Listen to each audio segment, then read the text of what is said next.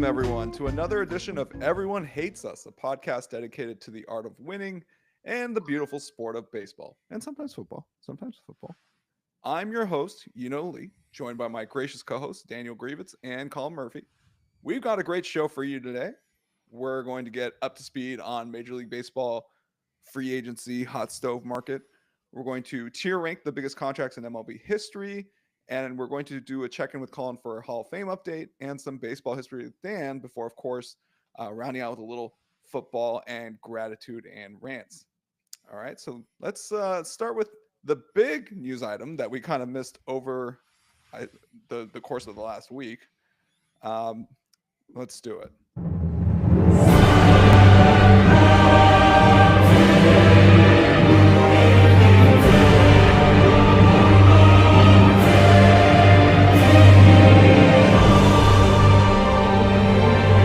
Happened, boys. The first large domino has fallen.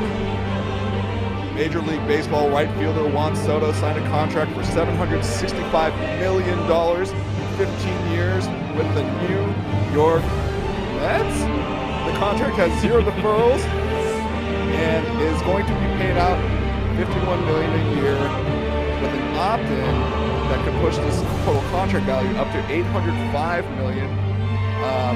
We are talking about the largest contract in the history of professional sports. And I know everyone's heard about this by now, but I wanted to do kind of like a unique spin on it by crunching some of the numbers to find out just how impactful Soto's contract is historically. So, first the obvious, $765 million is a lot of money. 15 years is a long time. The AAV is 51. There's zero deferred money again. So how does this stack up against other past free agent contracts? So I dug up a bunch of free agency contract numbers from Cott's Baseball Contracts on Baseball Prospectus. And quick shout out to Cott's Baseball Contracts. I don't know if you guys have ever looked this up, but they have all this free agency data just out there, and it's on an Excel spreadsheet. It's literally on an Excel spreadsheet. And I was like shocked that all this was free. I didn't need to sign up or anything. It was just there. And so big shout out to Baseball Prospectus and Cott's Baseball Contracts. The data goes back to 1991, but for our purposes, we'll be analyzing contracts from 97 onward, and that's when the luxury tax threshold became an actual thing. So to understand what I'm doing here, it's important to know how inflation works, okay? Because we're going to be comparing contracts across different eras, all right? And so most Americans who have had to pay for something in the last 4 years knows how inflation feels. You know, a dozen eggs in 2020 cost about $1.50. A dozen eggs in 2022, $2.86, or nearly $3. So what happened? Well, eggs are still eggs, but what people are willing to pay for eggs changed over time. So the value of $1 relative to an egg decreased. And that effect is called inflation. It's the rate at which prices for goods and services increase over time. Okay, so that's a quick. MLB contracts inflate too. So a baseball player's salary is also subject to inflation, but at a different rate. This is partly because there's a competitive balance tax threshold or luxury tax threshold that's been set almost every season since 1997. And very roughly, the more the amount a team pays its players, and it goes over this number, the more a team will have to pay in taxes. Okay, so this is made, like people will say, oh, baseball needs a salary cap. This is kind of the closest thing we have in baseball to a salary cap. It does kind of operate like a salary cap, and this number goes up every year, which allows teams to pay players more and more without going over. All right. So with all that said, how do we measure inflation on free agent baseball contracts so that we can compare different eras of contracts to see just, how expensive was this contract for the Mets? Okay. So I just did some fourth grade math on a spreadsheet. I took the AAV of a contract at the time of signing, then divided it by that year's luxury tax threshold to get a ratio. Then to measure the overall impact further, I just multiplied that ratio by the number of years of the contract term. Now, this is like very rough math. It's not representative of like how damaging a contract might be in the future or what have you. It's really just like a rough way of saying, hey, this contract did a lot of damage. It's going to do damage for a while. In the case of Juan Soto, obviously for 15 years. So I named this number the adjusted real outlay impact inclusive of deferrals, but you can call it AROID. This way we can compare the impact of a free agent contract across multiple seasons relative to the luxury tax threshold. In a way, it is a way of measuring which contract was the most expensive, and some of my findings here might surprise you.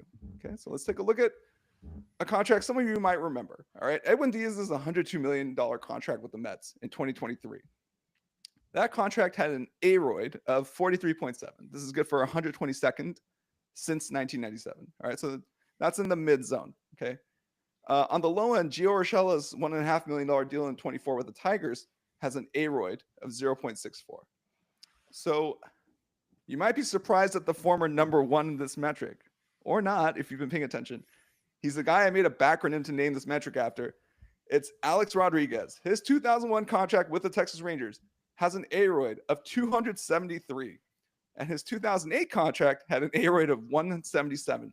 These are two of the top 4 free agent aroids of all time. Okay, so right above 08 A-Rod, right above 08 A-Rod is 2024 Ohtani with an aroid of 194, and that's his AAV, including the diminished value of deferrals. All right, so to get to my point, Juan Soto just broke the aroid ceiling. A fully guaranteed, no money deferred deal sets his aroid at an unprecedented 317. So not only is Soto's contract the most viable contract ever signed by an MLB player by a wide margin, it also makes it the most expensive contract to a team relative to the CBT threshold. So it's a truly one-of-a-kind deal that emphasizes the haves and have-nots in MLB. And that's kind of the point I wanted to make, was that this contract, people are saying, oh, it's an overpay. Well, how much of an overpay is it? And I wanted to really answer that question. So it is it is the biggest overpay in MLB history. But, you know, because it's hard to quantify just how much this is going to return for the Mets. So that's kind of what I wanted to talk about, and that's my little Juan Soto segment. Obviously, there's other news top of the show right now, but really wanted to talk about Juan. So what are you guys' like initial reactions to this Juan Soto deal? Like, Dan, where were you when you heard about it?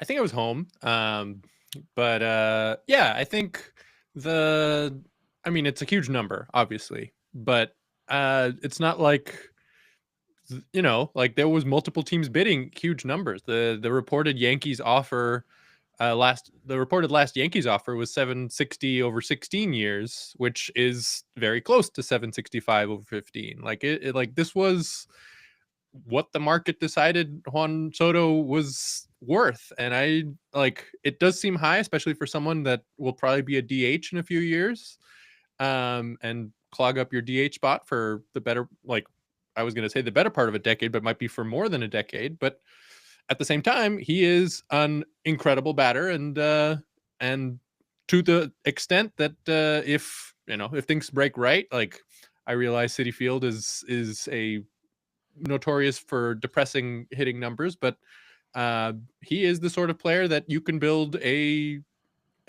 great team around, especially with another star like Lindor. Like despite the absurd price tag, I can see it working out for them, especially like as a sort of signal to the rest of the league, like this is a team that's willing to pay and willing to pay to be really good. So yeah, despite the crazy number, I like it for the Mets. Murph, what do you think? I mean, is this deal going to make the Mets? Let's put it this way. Murph, say the D-backs are firing on all cylinders next year. Are you worried about the Mets? I mean, I think anyone that's talking about the NL is concerned first and foremost with the Dodgers, especially if you're in their division. If you're an NL East team, then yeah, I think it's probably very fair to say, like the way that this offseason is shaping up, that the Mets are probably the team to beat here. The Braves, just took another hit with Max Fried signing elsewhere. The Phillies, sounds like they're kind of maybe looking into a little mini reset in this upcoming period. So yeah, I think the Mets have to think that they're in a great position to take a division that's kind of in flux at the moment. And I mentioned this last week. The Cohen is, using his deep pockets to short circuit a rebuild that would have otherwise, taken a lot more, bottoming out and shedding of like talented players. And he's decided he's just going to spend his way out of it rather than building up the farm. This is definitely a viable way to do things if you have pockets as deep as Steve Cohen has. And so we'll see what other moves they make. Is this going to be the end of their offseason? Because, they have more, holes in that team than just, replacing it with Soto. But as far as short-term gratification, like, I think they got to be pretty happy with this. And these super mega rich owners, I don't think are really too concerned about throwing a lot of money. They want to see instant return on their investment. You saw Ballmer, was very quick with the Clippers to do something similar. So yeah, basically it's a lot of money. Soto's going to be a DH for probably about half of this contract anyway. I think, but that's a problem for future Steve Cohen to spend his way out of, not present day Steve Cohen. And, so they got the crown jewel of this offseason, and they managed to, kind of stick it to their inner city rival. So I think from a Mets fan's perspective, that's a win-win. And, unless the Yankees respond by taking Pete Alonso, who I think even most Mets fans at this point think is kind of being overpaid to keep him back. He's not better than Christian Walker, another first baseman on the market. So we'll see how that kind of shakes out. But I don't think the Mets are even done at this point. I think I expect to see one other of the major free agents go there as well. That's a good prediction right there. I think definitely the Mets are not finished by a long shot. They actually, before getting another bat, might want to look at their starting pitching because they've got literally Kodai Senga and Peterson. So that's like a starter and a half. And the rest, it's looking well. looking pretty They dicey. signed they acquired Frankie Montas and Clay that's right, Holmes. So cue the LeBron woo, Jeff. But yeah, I mean, they're probably not getting Burns, but I mean, there's still other guys out there like Flaherty and stuff. Yeah. So there's still some moves. and to they be still made. could get Manaea back, who was looking really good, especially in the second half of the season. So that would help a lot. Definitely. And Dan, real quick, you're a Dodger fan. I'm a Dodger fan, but I want to know your take. More worried about the Mets than the Braves? Or are we still thinking the Braves are pretty serious? I mean, excuse me. I think they're both. They'll both be around. Like the Braves have that core of young good players in Acuna and Albies and Austin Riley and Olsen and Michael Harris, and like it's a solid team, and they're young and they will be around. But I mean, yeah, it's hard to say. Like the Mets, the Braves aren't handing out $765 million contracts, and that is a different type of animal. And if the rest of the offseason goes how we're expecting it will, and they'll sign someone else impactful and keep building that team out, then yeah, I mean, it remains to be seen. But Stearns is a good guy to have running your team and building a team, and it's good to have someone like that combined with someone like Cohen, who's willing to spend as much as he has already. So yeah, I think one way or another the Mets will continue to be in the playoffs and a potential threat. But luckily, as a Dodgers fan, we are in a unique position where it's not as concerning because we will also continue to acquire great players and build a great team. Sure feels nice, doesn't it, to not have to rely on Drew Jones coming through and praying to God that Christian Walker doesn't sign with the Yankees. I'll stop dunking on the D-backs. I think the D-backs definitely have a good young core, and I think you'd much rather have that situation than having to slap together a team with money, only because you're kind of subject to the free agents that are available. And so, I think it's better to have the money. I think you're able to add depth and a bunch of other things. Well, Murph, you can add players with money, but like you can't have a core, just purely comprised of like. The Mets are literally proving agents. that right now. They bought Lindor, like they've been buying everything. Lindor Soto's a pretty nice core. That's a core, but like you still have to actually get other players too. And if you're looking through the free agent market to get like those depth pieces and stuff like that, you're in a pretty tough spot. Like that's I mean, you're going to spend a lot of money, but who did they develop? That's a part of their core right now, though. Like Edwin Diaz, they got from the Mariners, and they paid.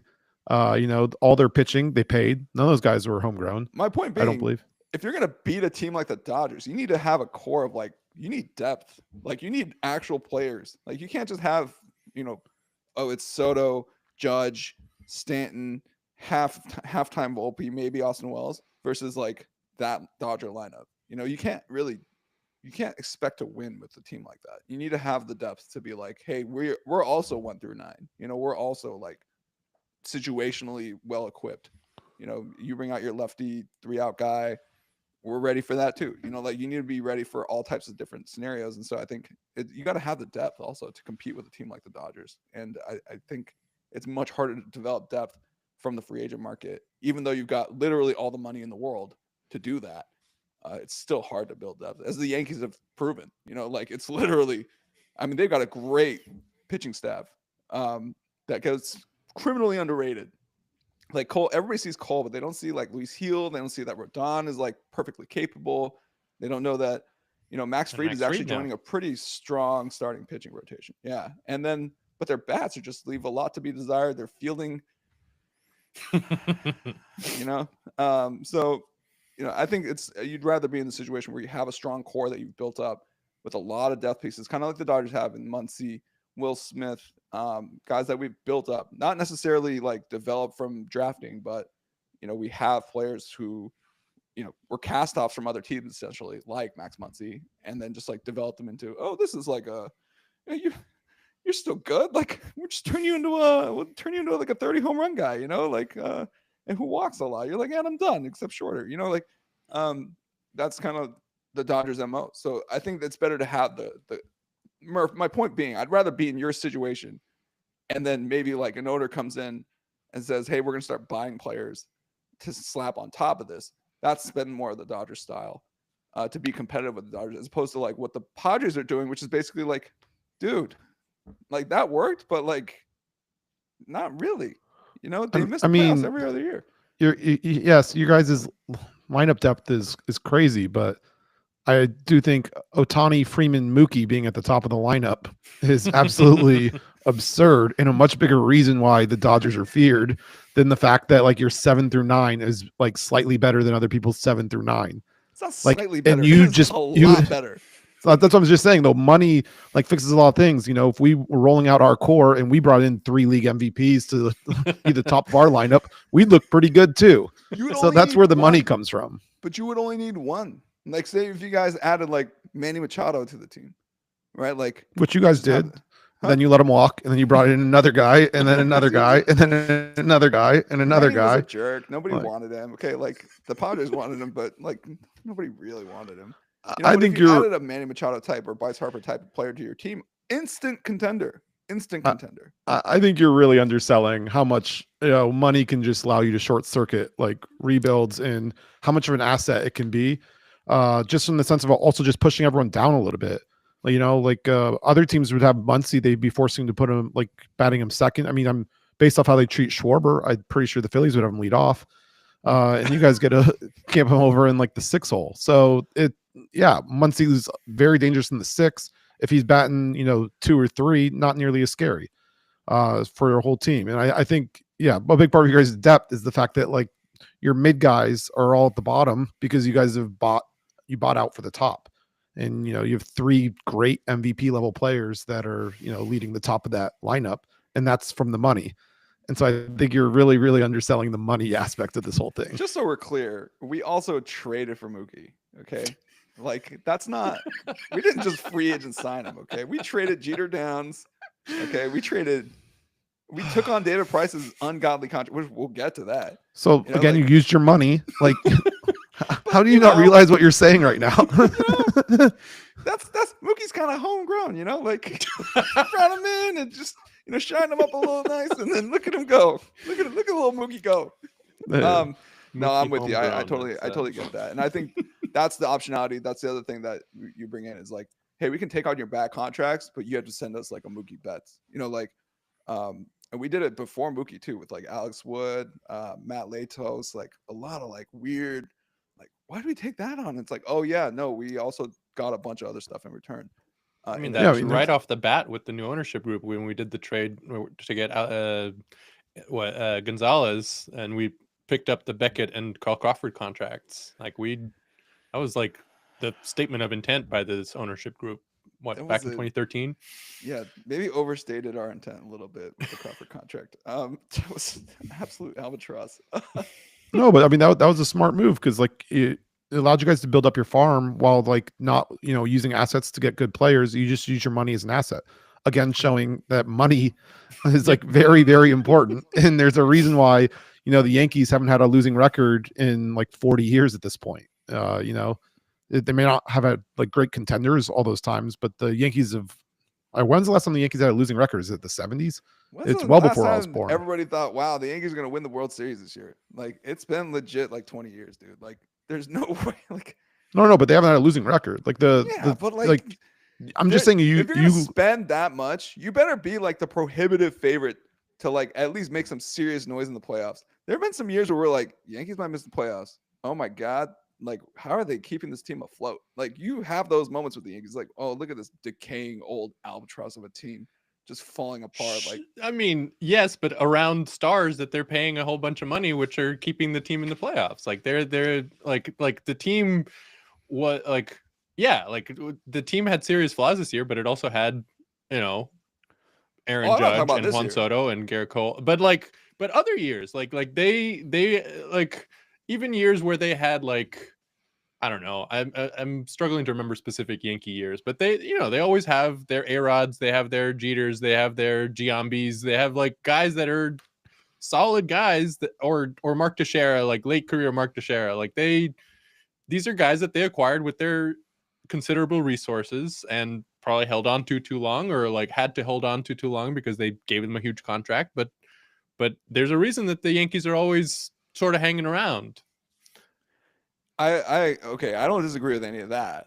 I'm just saying, like, and yeah, it's good to have the money, but like Merv, what I'm saying is like the D-backs are in a really good position, kind of similar. And I keep comparing their team to the early Atlanta Braves, like back before like Acuna really started taking off, where you have a lot of like interesting team-friendly contracts.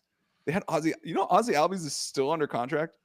It's like yeah, that Albies extension was insane. Like I think everyone knew it at the time. That was we were all looking at each other like, I'm sorry, how much? Like what? Yeah.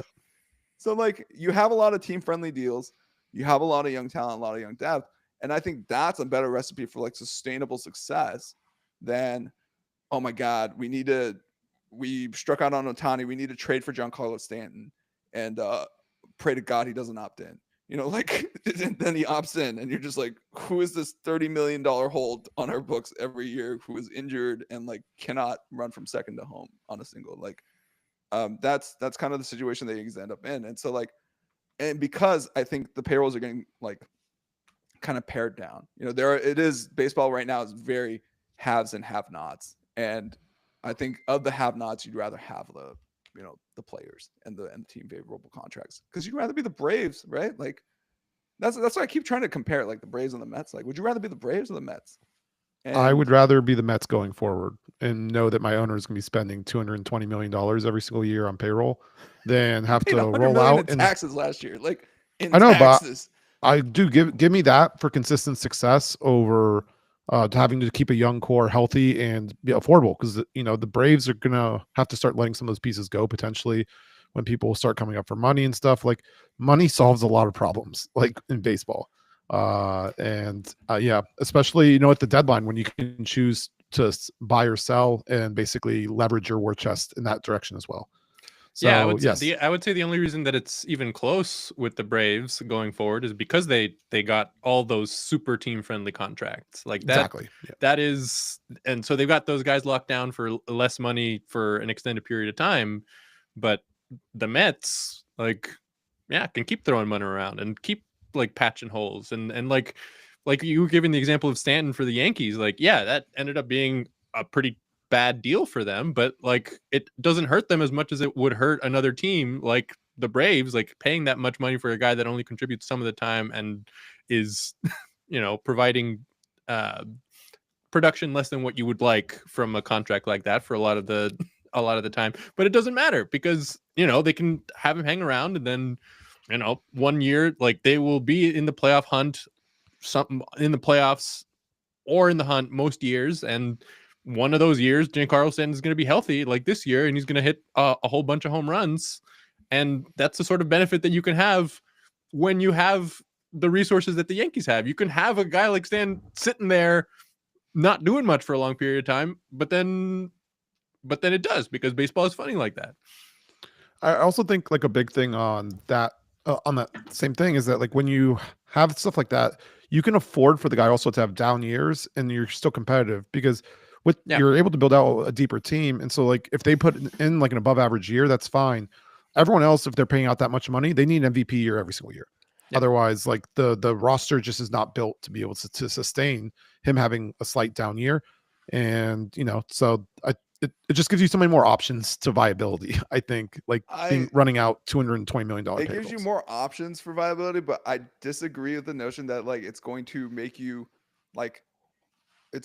any more competitive than a team that does really good at player development. And the examples I want to point to is like, okay, Steve Cohen, he's had the team for 4 years now, since 2020. Who's had the better run, like between them and the Braves? Like the Braves, they won a World Series. They're like perennial contenders. Spencer Strider had he had Tommy John, right? Like you can't do anything about that. All right. Like, sorry, Spencer. Like, and that was like the opening. The Braves still made the freaking playoffs with their Cy Young award-winning pitcher sidelined. Okay. Like they're still a good team. They're a serious threat. And like everyone was saying like, oh my gosh, don't want to see that team. My thing is like, Steve's had the team for 4 years. He's paid 9 figures in competitive balance tax already. All right. He's had to scrap the team. And so like, there's something to this, like as much as you throw money at the problem, like if you're throwing all that money and you're mid, which the Mets, sorry, aside from this year, they kind of have been, all right. Like they kind of have been, they like consistently underperforming. And then the Braves are just like eating their lunch every year. And then you're in a division with the Braves and the Phillies who are like the combination of both, where they push the chips in and they have the players, and just for some reason, like just cannot seem to get over the hump in the playoffs, which is like, that's not their fault. It is their fault, but it's not their fault. Like I'm saying, you have these 3 points of comparison. The most successful team is the team with the lowest payroll, like, and you guys are pointing to, yeah, we could, but at the same time, like, yeah, these are also like the way we're thinking about it is flawed, right? Like it's not necessarily, you can't just have the money. You got to have something there first. Like you can't bake a cake with just frosting. All right. You got to have an actual cake. All right. And I think that's what I'm getting at is like, Murph, you'd much rather have the freaking cake, like you can't just eat all frosting as much as my son would like to do that. Okay. Like there needs like the money should be a frosting. It shouldn't be the freaking cake, player development, like a good, like team friendly contracts, which the most team friendly contract is pre-arbitration league minimum salary. Like it's the guys you pull up from the farm who are, haven't been super 2'd yet, who produce like major league ball players or all-star level ball players like the Dodgers did with Corey Seager, with Jock Peterson, like Dustin May looked like a god before he went down. Like you have these like players who are just like really, really, really rock solid and like elite MLB players under team friendly deals. That's the most team friendly deal there is. So you want that first. Like you'd rather have that in addition to the money, and in fair play to Murph, you made the point. We pay money to get those contracts, to get those team friendly deals, to team friendly prospects. We take on a bad contract, let that die out, and we still got this, young prospect who's going to be putting up 4 or 5 win seasons with like, making $550,000 a year. Like that's kind of like our MO, but like, or was our MO back in 2016, 2017. But like, that's what I'm kind of getting at is like, you want to have both, but between the two, I think I would rather have that really solid core. I'd rather, because you can, that means you're able to generate players who are going to be competitive at the major league level, and you just pull them out of your butt. Like the Royals kind of did, which is like they got Michael Wacha and turned him into like a Cy Young contender. Like Michael Wacha, dude, this guy sat on the fantasy waiver wire for like an entire year last year. I was just like, nobody's picking this guy up, and then all of a sudden this year he's a hot commodity. Like this is what I'm getting at. It's like some like secret sauce in there somewhere that a team like the Royals can really make competitive pitchers. Like that's what I'm trying to get at. Like, yeah, that's the thing you but look want. at the Mets this year. Like, look at their playoff rotation. They had Sean Manaea and Luis Severino, who were both cast-offs from their previous teams, and they turned them into legit starters. Like, they are starting to make something like that. Like, That's what and I think that's more of the thing that I'm looking for the Mets is like, do they have that ability to turn things around? And Sean Manaea, I think, was kind of a weird case. Like, he just started pitching like Chris Sale, and then he's like, oh look, I'm getting results like Chris Sale. Like, oh look, I'm gonna throw across 2 plates. But yeah, no, that is a good example of them just kind of rehabbing Sean Manaea into an elite arm this year, all things considered. So yeah, that's kind of the debate. But like, I think I think like the Mets have been up and down under Cohen. It's been a small sample size, but they did win 101 games 2 years ago before coming back down again last year. Like, with a team that has had success, has players like Lindor already under contract and playing well for them, and then adding like a player of this stature and showing this willingness to spend this much money, I could very easily see them being very dangerous for an extended period of time. Yeah, I tend to disagree only because like it's the depth thing, and I just don't see the pitching depth just yet. But like, again, I might change my mind once free agency shakes out, and like, who knows, they land Crochet, or they have like a more fleshed out pitching staff. I like the Yankees more than the Mets right now, just as a team, because of the pitching staff, because of like, they're a more complete team right now. I think as you said at the start of the pod, this is the first big domino. Like, like there's a lot to happen still. I'm with you. Well, speaking of which, Murph, I ruined a perfectly good transition you had for our next segment, which was money solves a lot of problems, and it do, but sometimes it creates problems, and that's where we're going with this. All right, so I saw this idea. I think it was I don't think it was Baseball Doesn't Exist, one of the other baseball YouTubers, but we're gonna tier rank the biggest contracts in MLB history, and this is gonna be a little fun little exercise where we go through and we're gonna go through in a draft format, just because it's gonna take a little while. There's I want to say like 24 players here, and we're gonna basically give our take. There's some that haven't even started yet. Like, for instance, Blake Snell's on here. I believe Juan Soto is on here. So I want you guys to project out whether or not, clearly you guys are a little bit bullish on Soto, which I don't know anybody who isn't. But we're going to put them into tiers. Our 5 tiers are, God tier for the top, good tier, mid tier, low mid tier, and then we're going to kick it off with our first entrant.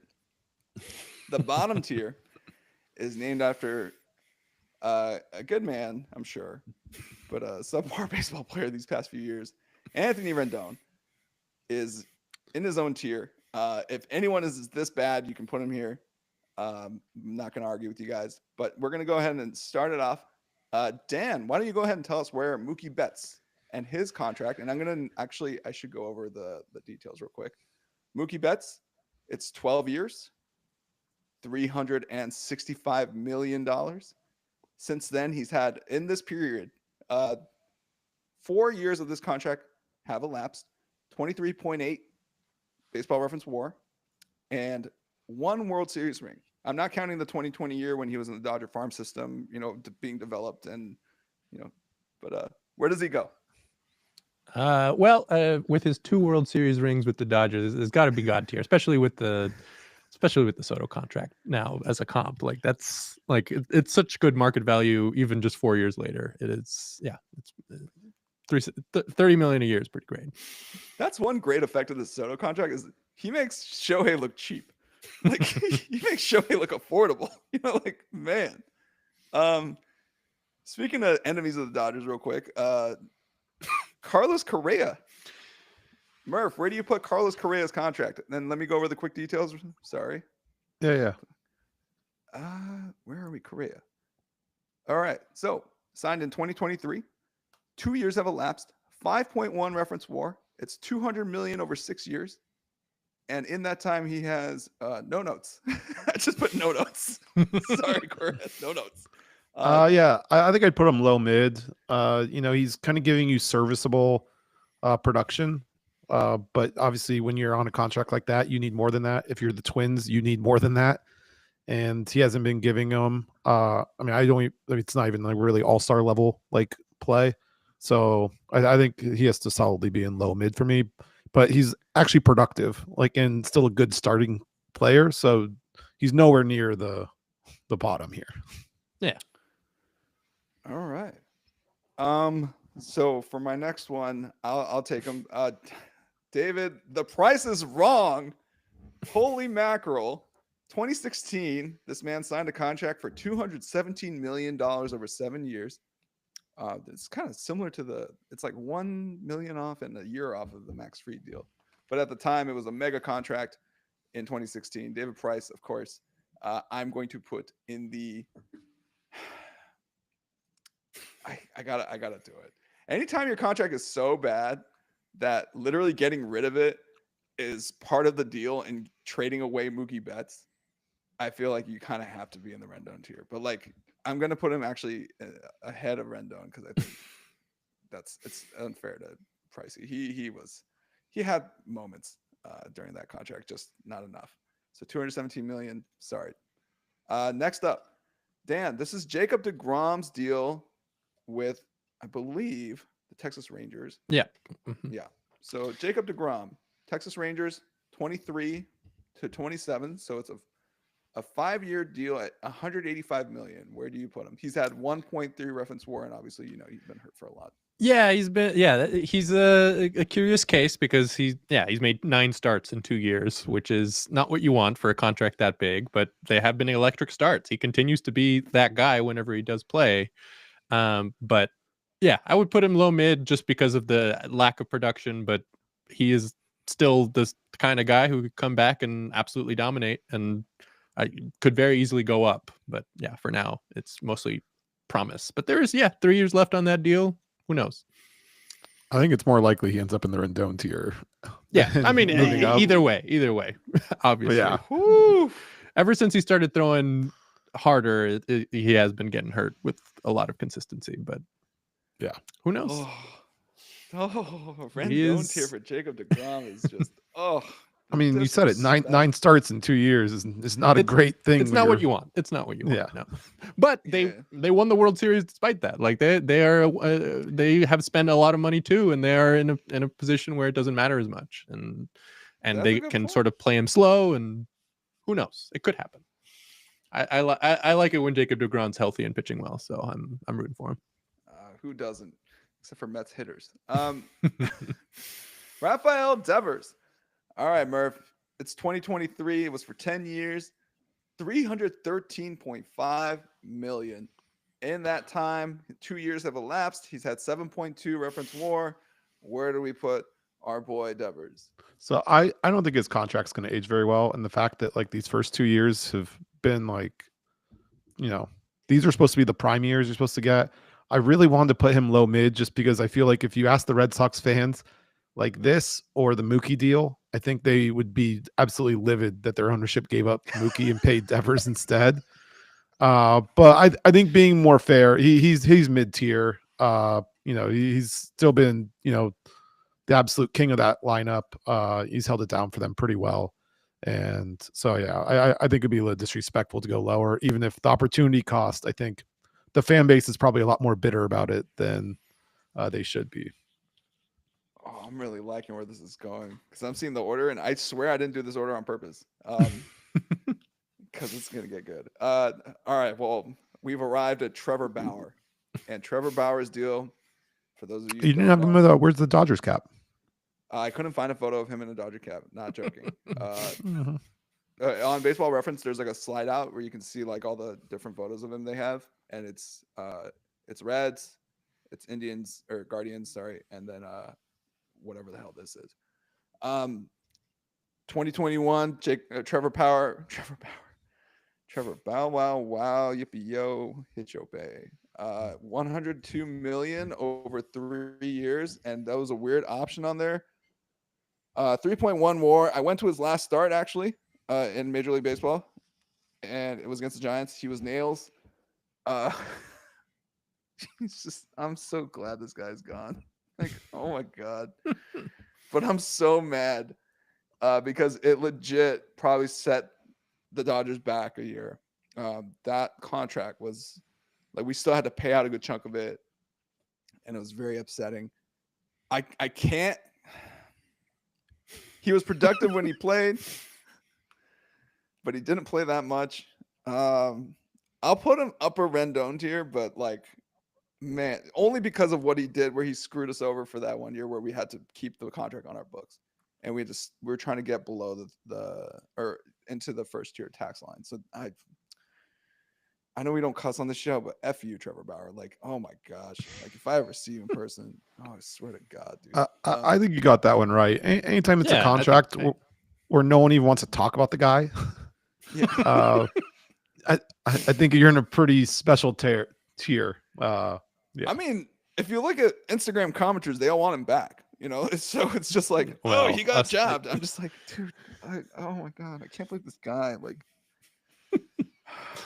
I swear to God, Dan, oh my gosh, I wish I could just run into him one time. All right. Garrett Cole, Dan, here we go. Well, Garrett Cole's an interesting case because he literally just opted out and then agreed back to sign, like agreed to go That back was to it. weird. Yeah, what was He that? opted out and then agreed back to the same terms. So I feel like it's like they established he's pretty much at market value. I think that and the failing to cover first base knocks him from god tier to good tier. But he is like an elite starting pitcher, and $36 million a year is feels about right for that level of production. A high good tier for me. High good tier. I like that. So sorry, for those of our listeners, 324 million over 9 years. 5 years have elapsed, and he's put up 19.9 RWAR during that period. But he did spend a good chunk of that hurt this past year. Has a Cy Young and an ALCS victory to his name. So congrats, Garrett Cole. You're in the good tier. All right, Murph. It does feel targeted. I swear to God, it's the totally random order. Okay. I also did it out, and you're giving me Seager too, which is just brutal. But no, Greinke, I really hemmed and hawed on this one. I think I would put him like he's the top of my mid tier. He had a rough first year with us. Then he kind of bounced back. He absolutely was awful in the playoffs with us. Had made us burn Robbie Ray in that wild card game because he couldn't hold like a 7-run lead. And I think the real thing, especially because you're talking about the Diamondbacks who gave up the contract, is that the trade back, all those players busted hard. So we got absolutely nothing back from him. Though he did perform pretty well in the playoffs for the Astros afterwards and probably should have been allowed to stay in that World Series game 7. But it's nice of you to give him credit for his Astros run because he didn't actually win a World Series. He won 2 ALCSs, but he did. That's where he saw a lot of playoff success. And it was like the second, I think it was like 2 of the 6 years of the contract he spent with Astros, right? Like 2 full years. So 2.5, I think. 2.5. Yeah. 2 full seasons and a half. So and Zach Greinke, of course, 206.5 million over 6 years for an AAV at 34. 416, 667. That's a mouthful for an AAV. 2 ALCSs. And during that period, he racked up 20 reference WAR as a pitcher, which is pretty darn good.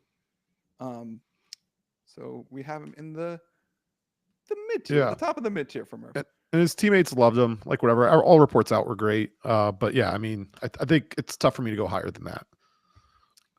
I respect it. He's one of my favorite pitchers of all time. And I think a lot of people's favorite pitchers. Aaron Judge, 360 over 9. Who could forget Arson Judge? This is, to me, it's just a mortal god tier. I'm sorry. This guy, he absolutely mashes. He's, to me, the best hitter in Major League Baseball. And I'm a Dodger fan, and I love Shohei. Aaron Judge is a better hitter. Aaron Judge is more disciplined despite the fact that he has a higher K rate, but still managed to get on base more. Just an all-around superior bat. Obviously, he can't pitch. He can't really field that well, as we saw. Or he can field decently, but he's not gonna set the world on fire. So he's probably gonna be a DH for whenever Stanton's gone. Like he'll probably start sliding over to DH, or maybe you can play him at first. He's pretty tall. But yeah, I think Aaron Judge's contract's gonna age beautifully. He's got the power profile.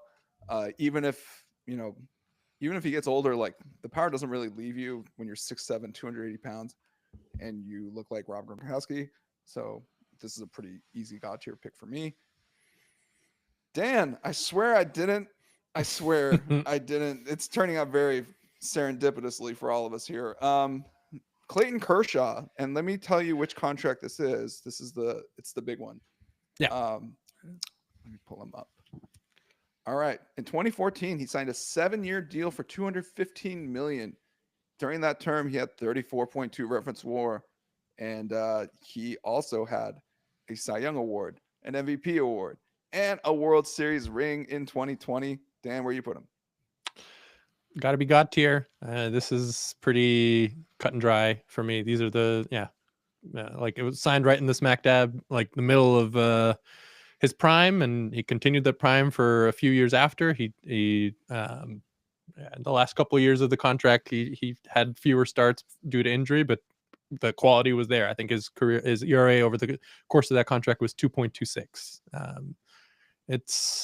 I mean, they were signing an ace who had gotten 2 Cy Youngs in 3 years, and the other year of those 3 years he got second. And they got that guy. It is a perfect union of Dodger money and player and success. It is certainly one of the most productive contracts on this list of players with higher than 30 million AAV. Speaking of productive players, here's a guy who plays shortstop every day. Colin Murphy, Francisco Lindor. All right. And this is a $341 million pact for 10 years. In that period, he's 4 years have elapsed, 21.5 reference WAR, good for 5.38 reference WAR per season. Where do you put Lindor, Murphy? I think he's in the good tier. He's a shortstop that's on a 10-year deal that's paying him until he's 38.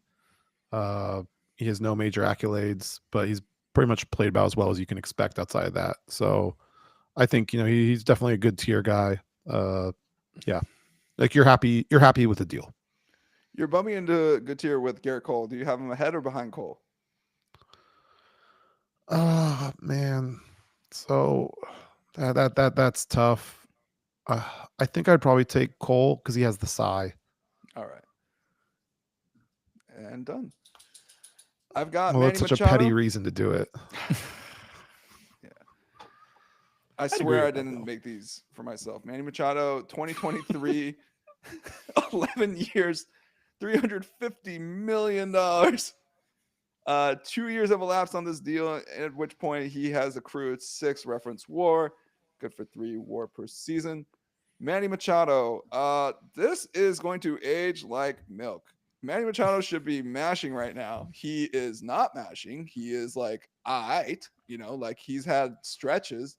If you're getting paid this much money, if you're getting paid $350 million, you need to mash whenever you hold a bat. Okay. And that is not what Manny Machado has been doing. I suppose he's the heart and soul of this Padres team. I don't really understand what the hell that means because this Padres team has no heart, has no soul. Manny Machado, you're in the low mid tier.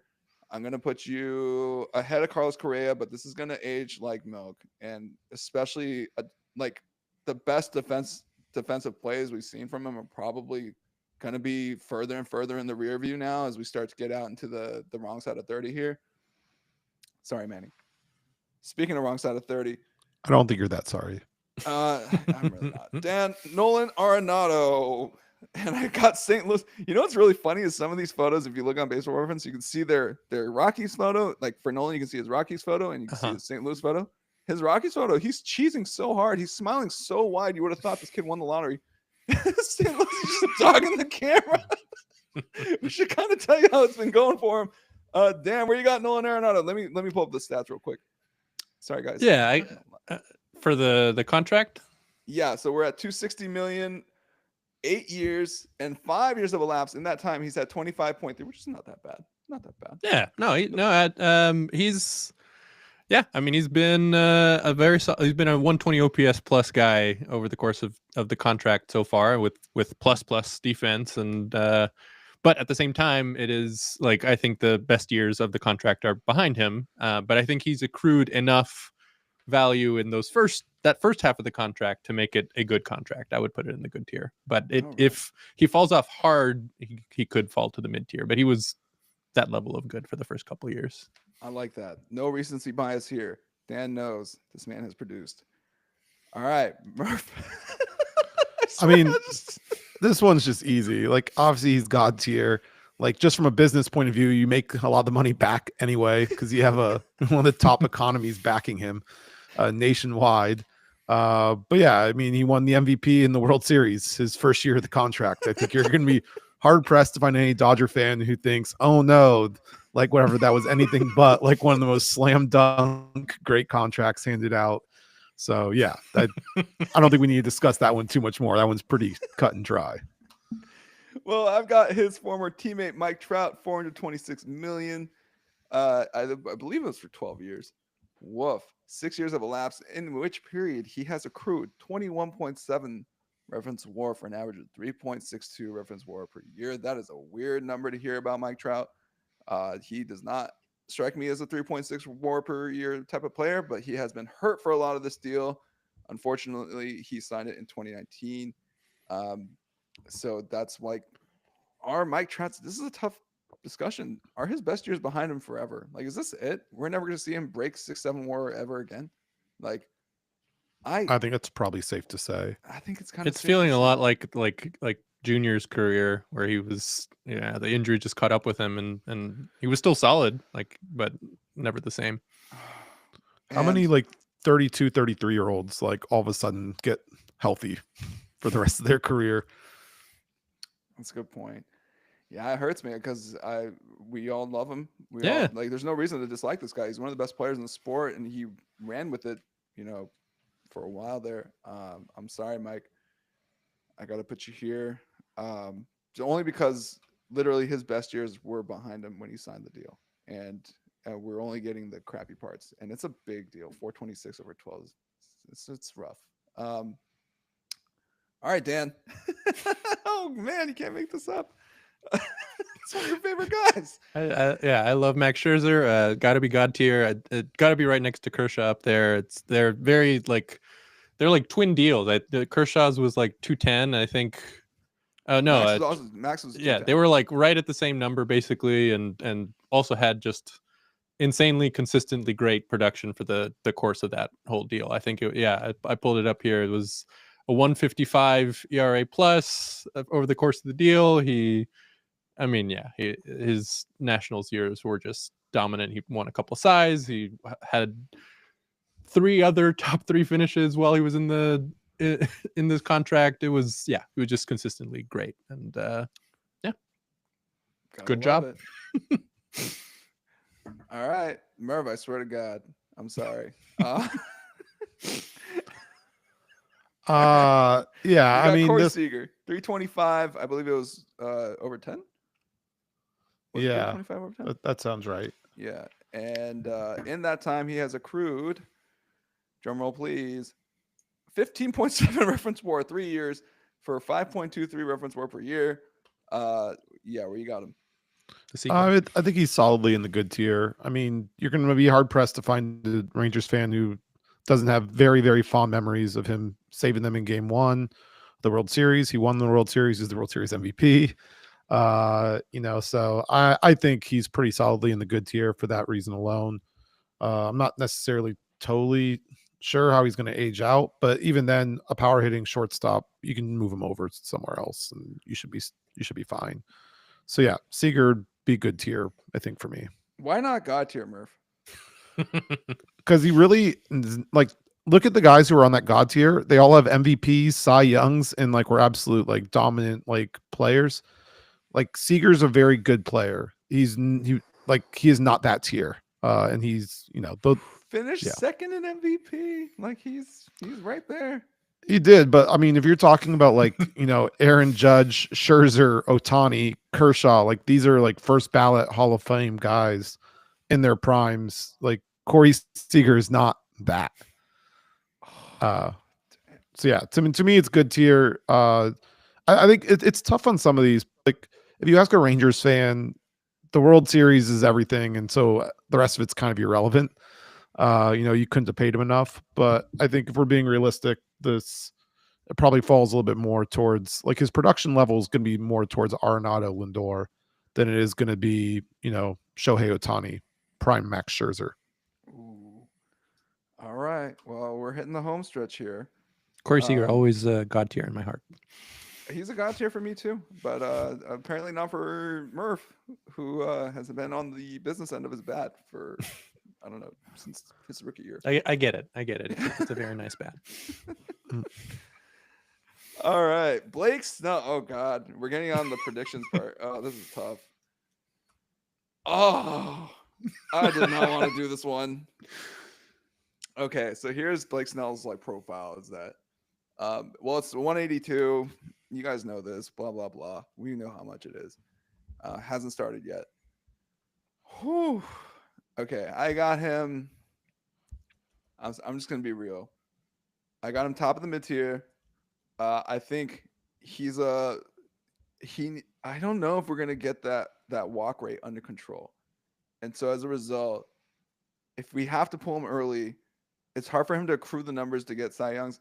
But he has also accrued numbers to get Cy Youngs despite this problem twice now, and he's got consistency issues.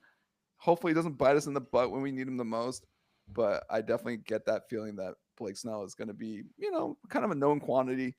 He's. I just got a bad feeling about the health. I got a bad feeling about the able to stay in for 175, 180 innings a year. So we'll see. But I got him top of mid tier. Hopefully, he's a good tier guy. But not bad. Okay, Dan. Juan Soto. Yeah. Here we are. Yeah, this is a tough one, similar to Snell, but in a bigger scale, just because of he hasn't played with his new team, with his new contract. It's entirely prediction based. I'm sort of bouncing between low good tier, high mid tier, just because he is really good, but that contract is huge and is orders of magnitude bigger than anything else that's been signed. I'll put it at the lowest of the good tier for me. Just yeah. Okay. That's very generous of you, Dan. Okay. Here's a guy who's not going to reach the good tier. Steven Strasburg. I'm sorry, Murph. You got Strasy. Tell us where you're putting him. And real quick, I'm putting him the same place everyone's putting him. He's below Rendon on the Rendon tier. I think you'd be hard pressed to find a worse contract given out. People talk about the Corbin one at times, but Patrick Corbin's actually was signed before the World Series win, while Strasburg's was after. So you don't even have Nats fans kind of defending the Corbin one of, well, we got the ring, flags fly forever. It's just bad. Look, there's nothing else to really say. I'm pretty sure he has negative WAR. I didn't even look it up. I'm pretty positive he has and hasn't pitched at all. Yeah. But he did basically use up everything else that he had left in that arm for that World Series ring. So I like it for him. I feel like he earned it in some sort of cosmic sense, but it is a horrible contract for the team for sure. Exactly. Yeah. If that contract's given out 1 year earlier and you can like tie it to the World Series win, I'd have a different opinion on it. But since you can't, there's just yeah. It is telling that the two lowest that we have on the list right now are two of the most important players on that 2019 team. Got rich and stop trying. $245 million for 7 years, which actually might ring a distant bell. Anthony Rendon has the exact same deal, $245 over 7. So I'm pretty sure no MLB owner for the rest of his effing life is going to give out exactly $245 million to a player. They'll make it $245 million and one. This is pretty bad, but yeah, I'm with you guys. So that's a good one. Who did I get? Miguel Cabrera. Oh, this is gonna break my heart. I love this guy, but it breaks my heart. It feels really dirty doing this to Hall Yeah, of this Famers. is yeah. It- These it's these just- next two are like I great feel career, but really not icky here. not great contract. This was, guys. This might be in the Rendon tier. This is a really bad one, and it's because he signed it at age 32. It was for 8 years, 240. There's that number again, 248 million. It was right there. Yuck. Okay, like 2.4 WAR during the entire contract term. He, of course, retired before he saw at the end of the contract. That's But it's- 2.4 WAR after getting 5 the first year of the contract. Like, Was it? I think so. Let me double check. But That's brutal. Yeah, I honestly don't know how he can't be anything but Rendon tier. He this just is a horrendous. Like it was like, oh my god, it coincided with his decline. yeah. 2016 was the first year of the deal. Yep, you're right, Dan. I take it back. 5.1, so it's actually 7.5 total WAR. Over the No, course I of think 8 I years. no. Yeah, he got 5.1 that first year, but still, like he got negative 2.7 the rest of Oh, the contract. Yeah, good that's what God. I'm saying. Yeah. Yeah, it It is 2.4. You're right. Oh Yeah, my it's gosh. Rendon. It's Rendon tier. Holy He- mackerel. Yeah. Sorry, Mickey. You're right there, buddy. I mean, like you played for most of it, so I'll give you that. But like, holy hell. Like, Yeah. And Whew. yeah, we all know he's a Hall of Famer. He's an amazing career, but yeah, this God, one contract of my was favorite players ever. Yeah. And this contract was yuck. not. I'm sorry, Mickey. Man, and we wonder why the Detroit Tigers don't want to give money out anymore. Like I wouldn't spend money after that either. Oh, Still Lordy. did the Javi Baez contract, so Oh yeah, they also, dude, they just oh my god. just good decisions all right. around. It's ugly, boys. It's ugly. All right, Dan, here we go. We've got another one of your guys, Justin Verlander. Well, I wouldn't say Verlander's one of my guys. He's definitely on that same tier with Kershaw and Scherzer in terms of their career, but this contract is not in that same tier because this was the age 40, 41 contract that he signed. The one saving grace for it is that it was just a 2-year deal. Mhm. So, but the production just wasn't there anymore. I think, I mean, for the first year he was solid. How many starts? 27 starts, 3.22 ERA, still good. But then last year he fell off, 5.48.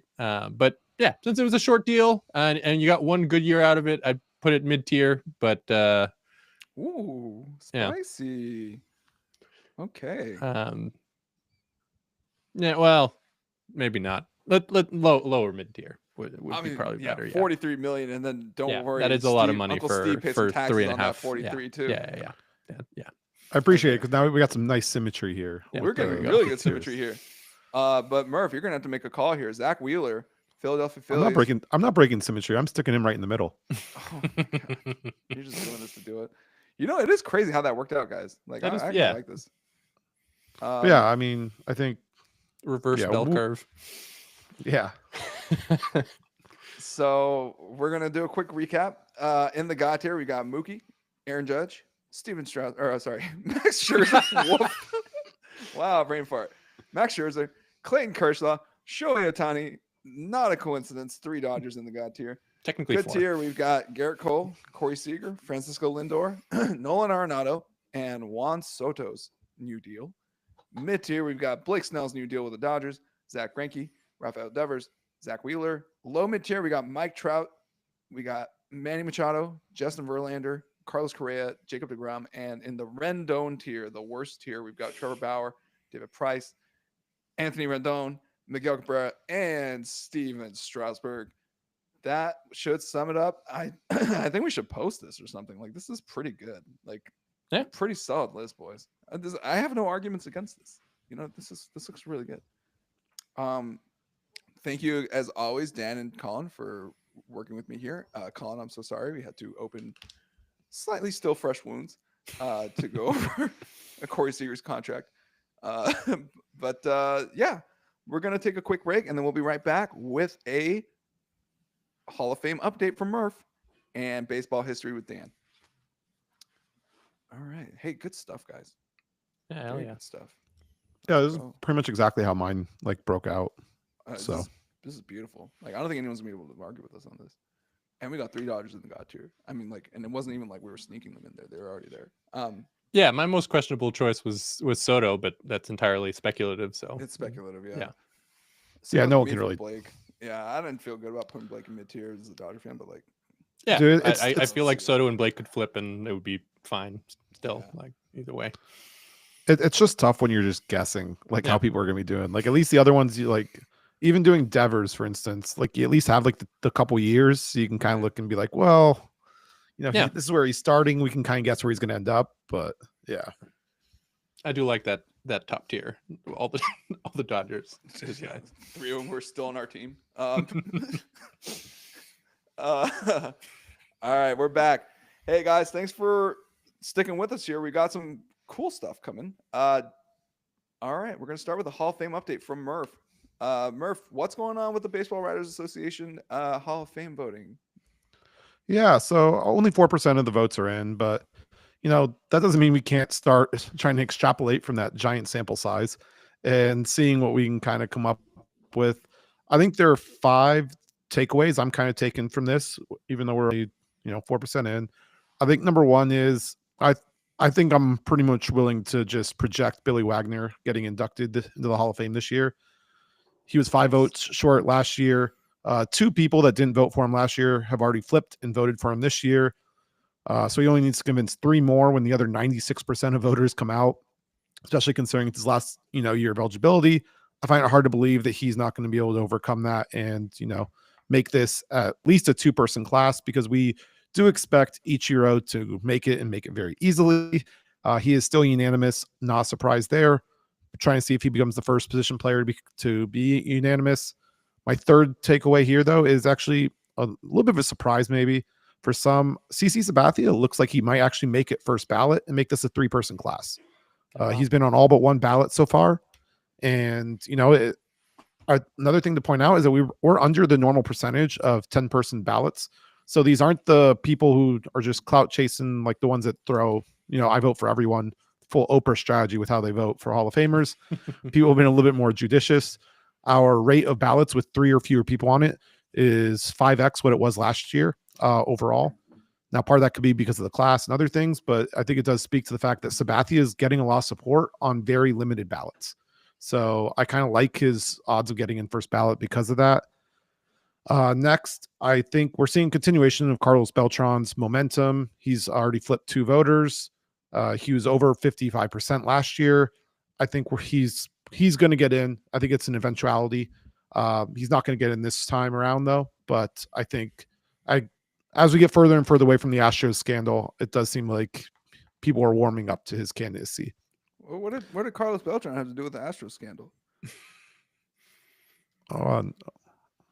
Are you pretending that you weren't paying attention to the Astros 2017 scandal? He didn't help them cheat or anything, did he? It depends on who you ask. The Commissioner made his report is what I heard from several players. Nothing else past that. Just the Commissioner made his report. Okay, yeah. There's no way. That's ridiculous. Carlos he's a first ballot Hall of Famer. He should have been. He's on his 3rd, so I think it's he's not getting in this one. Never gets in. Screw that guy. I think the last thing is, I think we talked about a lot of the first ballot guys, who people were on the ballot for the first time, and just how many interesting cases we had with some compilers, some high peak guys who had careers shut off.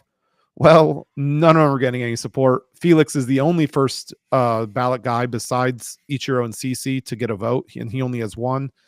It is not looking great for many first ballot guys to stick around on this ballot going forward. Also should note, Torrey Hunter is the only returning player to have 0 votes at this point. So drop off alert for Torrey Hunter and David Wright, I would say as well. But yeah, I think those are kind of the big takeaways we're seeing at the moment. It does not seem like the voters are very interested at all. And then most of these, first ballot guys like Pedroia, Ian Kinsler, there's several, Mark Burley. No, he's not first ballot guy. Never mind. But Cargo, Hanley Ramirez. So yeah, a lot of them just not really getting a whole lot here. I think to sum it up, Wagner's getting in. Ichiro still unanimous. Sabathia looking good for first ballot. Beltran will get in eventually. And the repudiation of these first ballot guys so far from the BBWA. I mean, it's just a tough time for Felix, but I believe in it. I believe in it, Dan. He's got to get in. He's got to get in eventually. Yeah. I think he sticks on the ballot. I don't think he falls off. I think he'll get enough support to stick around. Then we'll see where he kind of goes from there. Because the next couple years, it's a soft ballot, which should certainly help him out a little bit. I mean, but you kind of have a soft ballot this year, and it's not like it's a crowded ballot, right? So maybe it is kind of like we're going to make him wait. My belief with Felix is he needs to stay on the ballot until 2030. And at that point, he needs to also clear Kershaw and some of those other guys going into the Hall of Fame. And all of a sudden, then you're going to be looking at guys who like Garrett Cole, whose career numbers are going to be very similar to Felix Hernandez's when we're talking about like inning pitched and stuff. And all of a sudden, that shorter career might not look as bad when you're comparing him to a bunch of 5-inning pitchers that are winning size in today's baseball. I think there's going to be a new reckoning of what we consider a Hall of Fame starting pitcher. And Felix, even though he had a short career, did pitch a lot of innings. And I think people might look a little bit more fondly on his candidacy if he can just survive for 6 or 7 years on this ballot. I think we could see a late surge in like years 8 through 10 for him. Or the voters could get their head out of their butts and acknowledge that the man was ahead of his time. Okay, like he was a pioneer, right? Like, come on. Asking the BBWA to get their heads out of their ass seems significantly less likely than what I suggested. I like that theory, Murph. It is the kind of weighted out theory, but it is very like actually statistically makes a lot of sense, and that's pretty good stuff. Thanks for the update, Murph. Speaking of Hall of Fame, Dan, we got somebody who got voted in by I believe it was, are they called the Veterans Committee? What are they called? The Classic Era Committee, I believe. Classic Era Committee. Okay. Yeah. So, Dan, tell us a little bit about this guy. Well, we got two guys voted in this week. Dick Allen, who was probably the biggest snub that wasn't tied to the. Yeah, there he is on the left, iconic Sports Illustrated cover from '72. A lot of people considered him the one of the biggest, like probably the biggest snub that wasn't connected to the Storied era or Pete Rose or Shoeless Joe Jackson. Like in terms of pure on-field production, he should have been in ages ago. He should have been in while he was still alive, and he passed away in 2020. He was kept out. It's credited in part because he didn't get along well with the media. This connects to what we were saying about the BBWA getting their head out of their ass, but he was genuinely a great player, and he's credited amongst many other things for keeping the White Sox in Chicago, because in '72 when he signed there, the White Sox, there was a lot of rumors of them moving to Milwaukee, but he came in and had his MVP year. I have him here. He had 37 homers, 113 RBIs, 8.6 WAR. He was consistently an excellent hitter, an excellent power hitter, and sort of the tail end of the integration era. He was the first, for example, he was the first African-American pro baseball player in Arkansas. So he still had to deal with a lot of the same stuff that Jackie Robinson did in terms of blatant racism on the field and from fans coming up. But he overcame that, and he had himself a really good career. A couple of for example, this a very cool player. This cover is consistently cited as one of the most like well-remembered Sports Illustrated covers, especially because he's smoking in the dugout, he's juggling baseballs. They've got the classic red White Sox jersey that they only had for I think 3 years. It is a really cool figure, and I'm very happy that he got in.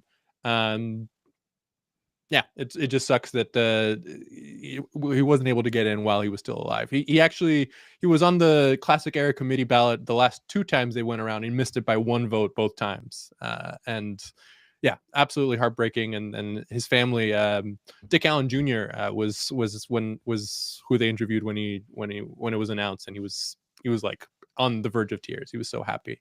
And Dave Parker, thankfully, is still alive, even though he's been battling Parkinson's. But he was also a big player in the 70s and another star, a very colorful star, a very this shirt I actually was wearing last week, and I wore it again just because of the coincidence that I was wearing the shirt and then he got elected. He was a big part of those 70s We Are Family Pittsburgh Pirate teams. Very fun. He was sort of the vocal leader to counterbalance the Willie Stargell like stoic silent like giant power hitter archetype. But yeah, he was great. He was a 78 MVP. He won a couple batting titles. He won a few Gold Gloves. He had a legendary arm in the field. And he was very happy to get elected. When they called him with the announcement, the first thing he said was that he wished he was able to play now with the contracts that they're giving out now. But yeah, they're very well deserved. And I'm happy that he got in while he was still alive, and the Hall of Fame didn't do him dirty like they did Dick Allen. But yeah, I'm happy they're getting the recognition that they both deserved. Thanks for this great summary of both these guys, Dan. It's always helpful to get more information about these classic era Hall of Fame inductees, because that's kind of the point, is like people didn't know who they were, and that's why they were left off the ballot, or they kind of got the shaft. A little bit less excuse for Dave Parker, because he's he played till like 91, and guys, he won a second World Series with the 89 A's. Like he won a couple. Yeah, I mean, his numbers aren't like he didn't accrue the sort of counting stats that some other Hall of Fame guys. So him getting in makes sense sort of in the context of what Colin was talking about, like standards changing and sort of how we view Hall of Famers value changing. But yeah, Dick Allen, none of that. Like he should have been a Hall of Famer when he was originally on the ballot. He never got more than 19%, I think. But yeah, he should have gotten in with the classic era committee the first time that he was on the ballot. It took 3 times, but we finally got there, and thank goodness for that. Career 912 OPS for Dick Allen. Just no excuse, guys. Yeah, 156 OPS plus for his career, I think. For his career. What the hell are we looking at here, guys? Yeah. Thanks for that summary, Dan. That's super helpful. I like this segment. We should keep this one. Murph's I'm more on the fence about. There's not gonna be a ton of updates week to week on that. Yeah. No, we gotta do fashion hour with Murph. All right, we'll be right back with some football. Don't go anywhere.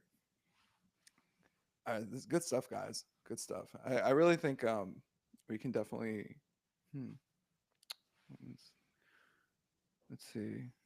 Yeah, I think I like Dan's like the history segment, so we do something like that. But Murph, yeah, like you said, I don't know if we're gonna update this every week, but I actually like Murph a lot. That was really good, like projections. And, yeah, for like, sure. We made some bold takes about like the CC possibly making first ballot, which was like a huge like.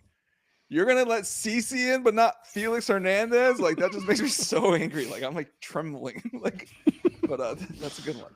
I think I still have the notes from that pod here, but yeah, he would be the highest ERA for a left-handed starter ever to make the Hall of Fame. I think he's 3.74 in his career. Jeez, that's just a normal guy. It would be the 3rd highest overall. But like other of his counting stats are like really good. So yeah, it is an interesting case. But he was a Jag for like a good chunk of his career. Like, dude, it's that Yankee media bias, because like Mussina, I've always felt got like way more love than I felt he deserved as well. Well, he got respect from the hitters. Like his peers would always talk highly of Mussina. They were just like, I don't want to bat against that guy. Like even Poppy was like, that's the one guy I don't want to bat against is Mike Mussina. But yeah, no, it's more of like, I think that's a more respect thing. Fair, yeah. Yeah, but like Pettit, it's like, Pettit's another one. Yeah, I don't really like his candidacy. Actually, Pettit's the one I was actually thinking about. I meant Pettit, not Mussina, because Pettit's on the ballot still. Yeah. No, Mussina and Kurt Schilling had pretty close profiles, but one's not a screaming douchebag. Schilling should be in the Hall of Fame. Like, debatable, literally. I really don't think so. I think his numbers are like more than adequate. You factor in the postseason, he should be a slam dunk. That's like, the Yeah, main. That's if- the operative phrase. If he just was, if he was just judged based on on-field stuff, he should be in the Hall of Fame for sure. even technically off field while he was playing, because he actually won every community service award, all 4 of them, for sportsmanship and work in the community. You It was really his for Kurt Schilling right now. Like, you really doing this? No, I'm just saying what We're on I'm just air, saying by what the way. it's the off the field outside of his career, outside those off the field stuff that got him in trouble. Since we're technically still on air, I'll take this opportunity to include one more Dick Allen quote that I had saved but didn't find a place for. He was one of the early one of the players to really come out against AstroTurf when they were first introducing it in the 70s. And his quote was, "If a horse don't want to eat it, I don't want to play on it." Which I like that. Now there's a country saying man. right there. That's hot. No, I like that. That's hot. Dude, you know why Murph's so hard on for Kurt Schilling? It's because his best years were with Arizona. Like, this guy, Mass, like, literally, in 3 seasons, he had 23 WAR. Oh my god, this guy was unstoppable. pretty good. 3 straight second place side finishes. 3 and 4 years. 3 and Oh, 4 okay, years, yeah. He kept finishing 2 in a row. second to Randy. It was hilarious. What a bummer. Stupid teammates always getting in his way. All right, we're back. Let's talk some football. We got college football playoff picture to look at. This is a pretty interesting bracket, and somebody's team is the 1 seed. Congratulations, Colin Murphy. Your NCAA D1 FBS football team of choice, the Oregon Ducks, are the 1 seed going into this thing. How are they going to screw it up this time, Murph? Well, technically, I've kind of looked at several different selection things, and Oregon is guaranteed to have a share of this national title, no matter what happens in the playoff, because their lead in the computers is so strong they can pull a UCF and claim a national title no matter what happens. So, congratulations, Oregon! You have your first claim to a national championship. I'd like But to on thank computers for granting national championships. That's how that works. I mean, that is officially how the NCAA allows you to claim titles. Yeah, because UCF was allowed to claim a national title because they were number 1. I think it was the Colley Matrix at the end of the 2013. I think it's more depressing that you have to rely on an algorithm and a computer to claim a national title than by winning the damn national title game. 20 geriatrics in a room is way better. Any system that allows the UCF title to be in the conversation is worth it. I love that. That was great. And it was back this week because they rehired the coach from that year, and so they had like the replay video with him with the title hat and everything. So, but leave it to Murph or an Oregon fan to find a way to claim a national title without actually winning one. It is. You guys are in a tournament this year, Murph. Look. This is the bracket. So, like, tell me, what did they get anything wrong? No, I actually really like what the committee did. I think everyone was concerned that they were going to have a 3-loss Bama jump as an SMU team who was playing in their conference championship game, lost on a last-second field goal. That was 55 yards. I think that would have been incredibly harsh. All this little talk, however, especially from the Bama AD about having to rethink how they schedule out of conference. I don't even know what he was talking about with that. Like, I'm sure Mercer, the 2G5s, and the P5 team that hasn't been bowl eligible since pre-COVID are really shaking in their boots. You're rethinking about making that schedule easier. I think going the other direction actually would have flipped it, where SMU, their only loss in the regular season was to BYU. If they took an easier game there, they're undefeated heading into the conference championship game. We're not even having this discussion. I think it was totally appropriate. You can't get dog walked by this Oklahoma team and claim that you have a great shot at the playoff. So the other thing I was worried about was Clemson jumping Arizona State for the Peach Bowl in the last bye, but the committee kind of stuck to their guns there, and Arizona State did manage to get into the Peach Bowl. So the bracket kind of broke out the way I think it should have gone. I do think that all 4 games are interesting in different ways a little bit. Texas, they have no ranked wins. For all the talk of the SEC strength, they were the number one team in the SEC before losing the championship game, and they still have yet to beat a ranked team. But they did lose to Georgia by way less than Clemson did, as Clemson got boat raced by them to start the year. So we'll see if Dabo can stir up some magic. I mean, if he does, he's a very favorable location with the Peach Bowl versus Arizona State. Like, there will be a huge home field advantage for Clemson if they manage to get through that. This Texas team, obviously, anytime anything goes wrong, it's Quinn Ewers or Arch Manning, and everyone's just going to duke that out in the fan base. So that's always fun with subplot to watch. I think SMU Penn rough. Yes. Yeah. Both Georgia games. I was at the one in person at DK Royal, and he did not look good. But then they put Arch in, and he didn't look any better. And then they went back to Evers, so they couldn't even make up their mind. And you just know Texas, the first sign of adversity, Sarkisian's going to go right back to that again. I think SMU Penn State is, that's probably the worst straw that Penn State could have gotten, because if they do beat SMU, no one's going to let Franklin off the hook for failing to win big games. And then he gets Boise State, like a non-power conference team. So he has to basically make the championship game, or everyone's going to levy the same allegations against him. Penn State's really I think if you're James Franklin, you're kind of annoyed at the bracket, because while you do have a nice little path potentially to, the semifinal, on the other hand, you're not getting any credit for anything you do up until the semifinal. So I think there's a big bullseye on Penn State's back here. And I think they got to be very, very concerned. I think they're also one of the only teams. They were on the, I think they have one ranked win. They did beat Illinois. Notre Dame, Indiana. Indiana has really not been tested. Dog walked by Ohio State. Their best win was 6-6 Michigan. I mean, I don't really expect a whole lot of Indiana in this one, but the battle for Indiana should be fun. Great for the state. Yeah, and a very rare matchup. That's something I was going to mention. Like, apart from anything else, that this bracket is allowing for matchups that we don't usually get, and including one within the state of two very famous schools. But this Notre Dame Indiana hasn't been played in like 30 years, I think, something like that. And in part because Indiana has been so bad at football for so long. But the state is just down the road from where I'm at, and then they seem very excited. I think it's a good point, though, especially here. You're 2 of the 12 teams that are in are just historical, like the not great historical programs. Like Indiana is the lowest win percentage, very Power 5 conference team, and Arizona State hadn't won a conference my entire lifetime, or at least a non-split one. They've never won it outright. So you kind of get 2 new faces in here, because I think a lot of people have gotten a little bit stale with the Georgia, Clemson, Oklahoma, Ohio State. Some combination has pretty much been involved in everything. Alabama. Yeah. Oh, yeah. Bama. How did I forget? Yeah. The biggest one of them all. And then, the biggest one is Ohio State, Tennessee. I think that's one that's going to kill the ratings.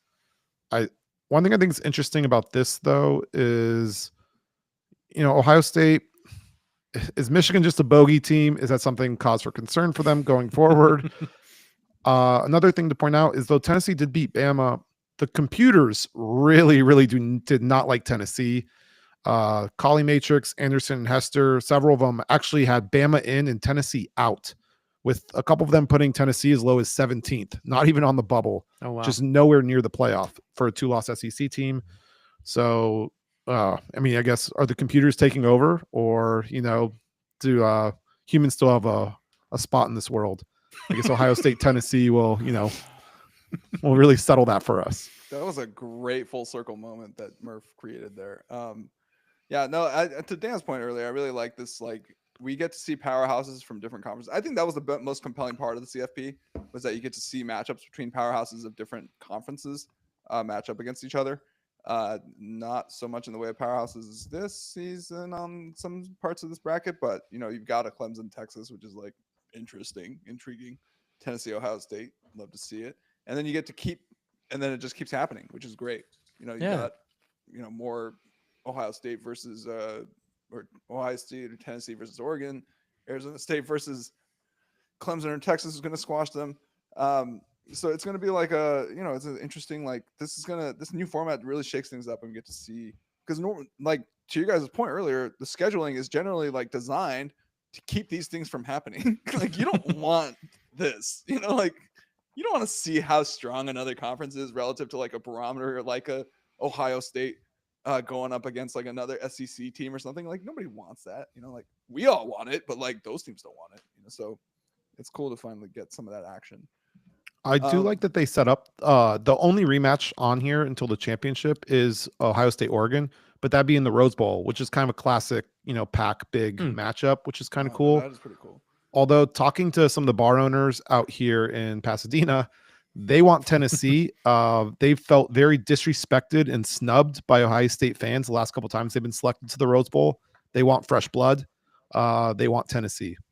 Is this like for a revenue? Like, because Ohio Revenue. State... Yeah. Yeah, well, they don't really drink out there, but Tennessee drinks. Tennessee definitely drinks. So there's a lot of songs about Tennessee drinks. Oh, they know a thing or 12 about drinking. Yeah, and then like I guess the Oregon fans don't really, they do travel, right? So like Oregon fans outside of USC, Oregon is the best pack team for the Rose Bowl by far. Cool. Washington fans are probably, I think, number 3. I think they really liked when Utah was down here. Really? Stanford. Bar owners liked Utah being down there? Like the ones that go to Salt Lake City, actually, those are the drinking Mormons, not the sober Mormons. That's BYU. That's why there's a whole rivalry between the two. Oh, because Utah allows drinking? Yeah. Damn. That's a cold ass reason for a rivalry. Anyway, I'm team BYU because I'm a teetotaler now. But dude, that's so random. I didn't even know that. That's so crazy. And they hate Stanford. The Holy War. They hate Stanford? The what's it called? The bars? Yeah. Mm-hmm. Stanford fans don't. They don't drink? No, they don't come. They don't show up. Well, yeah, because they got stuff going on. They don't even fill their ticket allotment, much less like go out and party. Yeah, they have stuff to do, man. They're Stanford, man. They're probably busy. It's also final season, which is like doesn't help. The worst attended Rose Bowl that I can remember was Stanford, Wisconsin, and it was the year that Wisconsin had lost the 3 previous Rose Bowls. I remember that.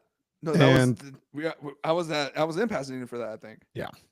Yeah, because I mean, Wisconsin fans normally are great, but they were a lot of them, and anyone that wanted to make the trip to Pasadena had done it a couple times over at that point, and yeah, they just watched their team take L after L after L, and yeah, between that and Stanford, it was not very good. Not very good matchup here for the bars. Dude, I heard that Iowa travels really well. That's the most money I ever made selling my Rose Bowl tickets. That's what I heard from you. Yeah. Yeah. Because Iowa was in town for the Rose Bowl, and apparently their fans are psychos. Like, they're ready to go. Oh yeah. I mean, it was 4x over asking. Like, it was ridiculous. Like, I normally try to go, but I end up selling my whole allotment over the whole thing. Uh-huh. And then Christian McCaffrey had like 200 yards before halftime, and a bunch of people, I guess, paid $1,000 to watch your team get, just embarrassed. Curb stomped. Yeah. I did feel really bad for them. And then they don't even have any fans to like have them. So it's just a sad stadium. Like, it's not like Stanford fans are celebrating or anything. They weren't even there. Oh man, it's like an Iowa home game. Yeah. That's rough. Dan, any thoughts on this bracket? Like, you thought Bama not being, I think we're all in agreement that Bama not being here is just kisses all around. You lose 3 games, 2 6-6 teams. Like, you shouldn't. Yeah, like they seem to be Bama fans and Bama officials seem to be acting like this is a great offense, but they did not have a good year, and SMU deserved it more than them. And this is I'm glad that like amongst other things, like for example, Kirby Smart of Georgia had been talking about how the coaches will start to not want to play in the championship games if it means that if they lose and they drop out, and preserving the SMU made it to their conference championship game, played well, and lost on the last second field goal. That shouldn't be a reason to fall out of the bracket, and I'm happy that they didn't. I'm happy that they maintained that precedent, despite I'm sure they wanted Bama in of course, but yeah, it's good that they didn't. So speaking of Kirby Smart, actually, I had this because we've heard a lot of Bama SMU talk, but like I thought we kind of established the precedent last year that if your starting quarterback gets hurt, even if you win your conference championship, you don't get to make it to the playoff. So No, that's a 4-team playoff precedent. That's different than okay. Just checking because I mean, once I saw Carson Beck go down, I was kind of like, oh, good season, Georgia. It was nice seeing you. And then their backup got absolutely rocked and had to come out of the game too. Yeah. So, yeah. Ooh, maybe that's what the difference was because they let Ohio State in with their third string when it was Cardale Jones. So maybe it's just you can't have your starting quarterback hurt, but if you have your first two, then you're allowed in the playoff. I'm just trying to make this make sense when we allow Bama in over quarterback injuries versus not. It's tough sometimes. When it's an SEC team, it's fine to keep the SEC team than that one more games. You got to have you got to maintain the SEC number in the field so that people fair. watch. Okay, it does mean more. Bill Walton, Alabama and the SEC's arrogance is an insult to people who think like it is just like the fact that they think they can get away with this every year and just like entitlement and the whining. Like just shut the F up, dude. Like nobody cares. Like it's over, guys. Nick Saban's on TV. Like please let it go. That was not a quote I thought you were going to use, because I thought you were going to talk about how, what I'm seeing here is, 3, quality teams with a bye and then 9 truck stop conference teams in this field here. Colin, we're gonna have we're gonna take a quick pause because your mic just blasted us. Oh, did it really? Yeah. I had to mute him. That was rough. Yeah, that was unexpected. I didn't hear anything you just said. I'm gonna have to edit all of that. Murph, I hope they caught it. No, it's still blaring. What happened? I don't know. You turned into a Decepticon. Yeah, Starscream. Is that better? Jesus. No, it's all screwed up. How are we gonna do rants without Murph though? That's crazy. I think Murph needs to reload, like pop everything out and just refresh. But we can do rants when Murph gets back.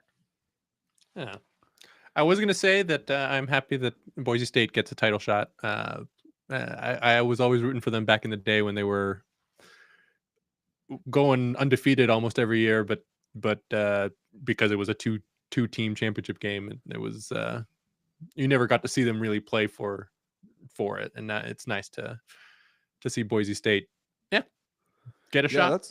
That's great, and it's cool because like my high school is like a feeder into Boise State as well, so like they always get kind of like short shrifted. It's like, oh, you have a blue turf and everybody hates your school. Like, nah, dude, Boise State's dope. Yeah, I loved that the Fiesta Bowl from 20 years ago, and that was the Statue of Liberty the play. Statue of Liberty play, yeah. Murph, how's it hanging? Is it showing? It is indeed showing. You are sounding a lot better. You might need to crank up your gain a little bit, but not as much as it was before you left. I moved it up 1 tick. Let's try a couple more. You sound like Murph in a library. Yeah, how's that? That's Murph in less of a library. I like that. All right. No longer Decepticon Murph, which is holy. Is that better? That sounds amazing. Sounds great. So yeah, what I said was what I saw were 3 quality teams with a bye and 9 truck stop conference teams in this playoff field. I thought that was the Bill Walton quote you were going to go with. Oh God. There are definitely some truck stop teams here, though. Gotta say. All right, we'll be right back after those technical difficulties. We'll be right back with gratitude and rants. Yeah, I'll cut around that. Okay. Yeah, sorry. Might be a little delay on getting it out. Murph, I blame you entirely for that fuck up because that is 100% on you. There's no way that mic. We all have the same mic. There's no way only yours is the one that does that. I mean, I Possessed. clearly am like, I think some of these things that are touch buttons, I think I'm just accidentally hitting when I'm touching it. I So- blame Bill Walton and Carl Murphy. That quote got me excited. I know. I've never seen you so animated. You changed voices. We're Yeah, it took a back. second to- yeah. It's time for gratitude and rants. Oh man, I got such an editing job to do tonight. All right. Gratitude and rants, where we take one thing we're all grateful for, and then we have a little bit of a rant. Murph, let's start with you before your mic decides to turn into a Decepticon again. What are you grateful for today? So I was actually kind of watching the Champions League for a little bit here today, and Nice. I think something that I thought was really great to see was no matter what happens tomorrow, I think after match day 6, we're going to see Brest in the top 8 in line for a bye. Now we're going, a lot of those other teams around there, Liverpool, Arsenal's in the mix for this, Barcelona, Borussia Dortmund. These are kind of standard teams you kind of expected. And so it's just great to see. I guess, we talk about this with the college football playoff. Some of these, teams that you don't see as much kind of making noise. And you're talking about like the 4th best team from the French division, not a very well-respected league in general. And specifically like the big hitters there, it's PSG, Monaco, who both have been in finals. And then Lille has made noise in the Europa League before. Those are the other 3 in. Brest has never really done anything since I've really been following European soccer. But they have 13 points in 6 matches. They have a match against Shakhtar in match day 7, and that might be enough to get them the bye, in which case they'll be in the round of 16, which would be an extraordinary result for them and the French league. It's also hilarious because PSG is in 4th of the 4 of French league teams, somehow squandering that massive payroll. And just, I'm sure everyone in the French league is really enjoying watching their juggernaut just eat it day after day. And they probably won't even be in playoff position once tomorrow's match days are complete. So I am grateful for Brest. Man, you almost went the whole thing without making that joke, but Murph, I'm really proud of you for getting through that without making any crude jokes about Brest. And also, I swear to God, you guys are doing this to troll me. Dan, what are you grateful for? Well, since Colin covered European soccer, I'll do something different and shout out both the LA Galaxy for winning for MLS Cup after a 10-year drought. I'm happy that Marco Reus, after a career spent in Borussia Dortmund, finally got himself a title. And I also want to shout out Botafogo, the Brazilian soccer team who won the Copa Libertadores, the South American Champions League, for the first time in their 120-year history. And they got a double. I think they hadn't won in 29 years. So yeah, thankful for teams winning after not winning for a long time in soccer. Oh my God. I was grateful for something. I just forgot what it was now. Just the soccer content on this show. The stupid part is I can't even cut it. You keep not putting it in as one of the sections, so we have to bring it up in other times. Guys just take advantage of this and take advantage of me and just kick me while I'm down. Speaking of kicking people while they're down, I'm really grateful for Jalen Hurts, AJ Brown, apparently having a beef over stupid comments made in the media after the Carolina Panthers game, in which the Eagles won, I believe, 22-16. It's getting good when your team's getting real spicy, real feisty over not blowing out the Carolina Panthers by enough points. That's a good place to be. I'm grateful for that. I am grateful for those guys creating drama where there isn't any, just to get a little fire under the team. I think it's a good thing for the Eagles. I think they'll be fine. And rants. Murph. Actually, no. Dan, kick us off. What's your rant? And if you talk about soccer, I'm muting you. I'm ranting about the non-college football playoff bowl games and the problem we keep running into these days with the portal opening up and players not wanting to both players that want to go to the NFL aren't going to play, and players that want to transfer aren't going to play, and it just sort of devalues the whole thing. I mean, I've basically gotten to the point where I don't watch if it doesn't have anything to do with the playoff, because the bowls are, kind of pointless these days. That was my rant. I realized it wasn't 34 seconds. No, you're good. Murph, what's your rant? So my rant is against the University of Redlands. I think Wow, what they did last week to Caltech basketball was palpably unfair, and they should be tried for war crimes. They gave my coach Esslinger, his worst loss in his 15-year as being a head coach. It's one of the worst losses Caltech has ever had. They beat us 118-37. We lost by a full Kobe. It was just an absolutely brutal game. We had 40 turnovers. Our starting point guard had 16 of them. We had more turnovers than field goals attempted, which just sounds almost made up. I will shout us out, though. We were very good at free throw defense that day. We held them to 60% from the free throw line. But outside of that, they pretty much got whatever they wanted. And I think what's really annoying about the whole thing is that Redlands isn't even going to be like a top 2 team in the conference. And they just did that to us. This could be a very long SkyX season for the Beavers. And I guess the rant really specifically is, can you stop the press a little bit earlier? Like, come on. It was very, very obvious that we were struggling and things were not getting better. Like, we were not coming back. We were never showing any signs of coming back. That was utterly humiliating. 81 points. Good grief. 94 feet, Murph. It don't stop. From the moment you step on the court till the moment you walk off. 94 feet. We pulled everyone, and then they took like the new backup, and they forced 5 turnovers in 6 minutes off the kid. Like, come on. Anytime I see stuff like that, I just think like, yeah, you know what? Like, you're probably just mad that Caltech kids are gonna like graduate and like get actual jobs. It's bullying. That was bullying. No, It bullying should not is be the amount of supported. money you guys are gonna be making 4 years from now. Okay, that's bullying. All right, these So- poor kids from the University of Redlands don't know what the hell they're doing. Shame on you, Redlands. Don't Gosh. shame them. You guys are gonna get awesome degrees and awesome jobs. Shut up.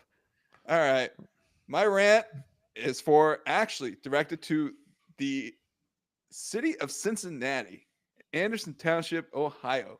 Joe Burrow's home broken into during Monday night's game. Oh, This yeah. is the headline. My man, I love me some Joe Burrow. All right. I love Joe Shiesty. Joe Burrow. I can't roll my R's.